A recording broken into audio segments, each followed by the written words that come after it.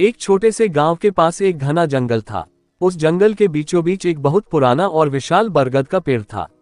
इस पेड़ की शाखाएं इतनी चौड़ी और घनी थीं कि सूरज की रोशनी मुश्किल से नीचे तक पहुंच पाती थी।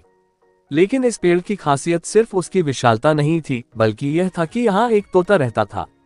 इस तोते को लोग चतुर के नाम से जानते थे। चतुर अपनी तेज बुद्धि और गहरी बातों के लिए पूरे जंगल में प्रसिद्ध था। वह अकेला तोता था, लेकिन उसकी बातें सुनने के लिए दूर दूर से पक्षी और जानवर आते थे। कहते हैं कि चतुर को पेड़ से बातें करने की शक्ति प्राप्त थी। लोग मानते थे कि यह बरगद का पेड़ भी बोल सकता है, लेकिन केवल चतुर उसकी भाषा समझ पाता था। एक दिन गांव का एक लड़का, जिसका नाम अर्जुन था, जंगल में लकड़ी काटने आया। अर्जुन की उम्र करीब 16 साल थी, लेकिन वह बेहद जिज्ञासु और साहसी था। उसने बरगद के पेड़ के पास से गुजरते हुए चतुर की आवाज सुनी।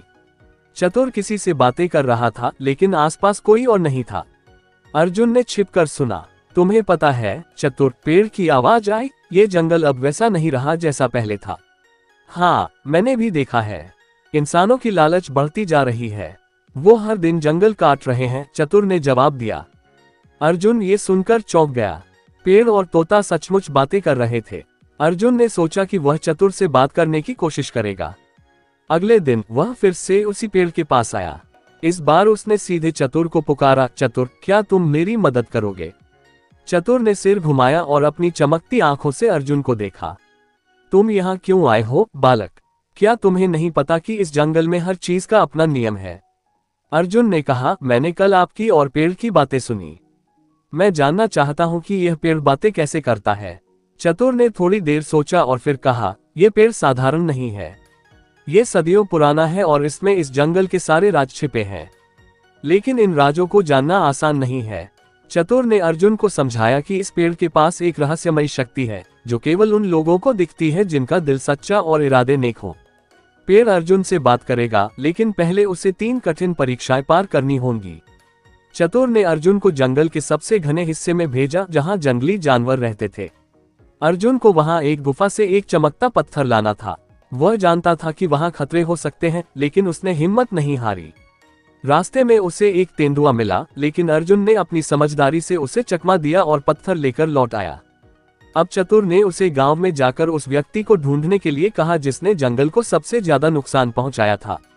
अर्जुन ने गांव में हर किसी से बात की और पाया कि लकड़ी के व्यापार में लगे एक आदमी ने लालच में आकर कई पेड़ों को काटा था। अर्जुन ने उसकी सच्चाई सबके सामने लाकर उसे शर्मिंदा किया। अंतिम परीक्षा में चतुर ने उसे अपने किसी प्रिय वस्तु का त्याग करने को कहा। अर्जुन ने अपनी मां द्वारा दी गई एक पुरानी माला, जो उसे बेहद प्रिय थी, पेड़ के सामने चढ़ा दी। परीक्षाओं को पार करने के बाद पेड़ ने अर्जुन से कहा, तुमने सिद्ध कर दिया है कि तुम सच्चे और साहसी हो। अब मैं तुम्हें अपने सबसे बड़े राज के बारे में बताऊंगा। पेड़ ने बताया कि उसके नीचे एक प्राचीन खजाना छिपा है, लेकिन ये खजाना धन दौलत का नहीं है।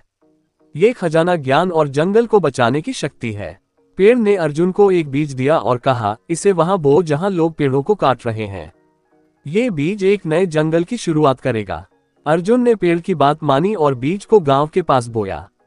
धीरे धीरे वहां एक नया जंगल उगने लगा।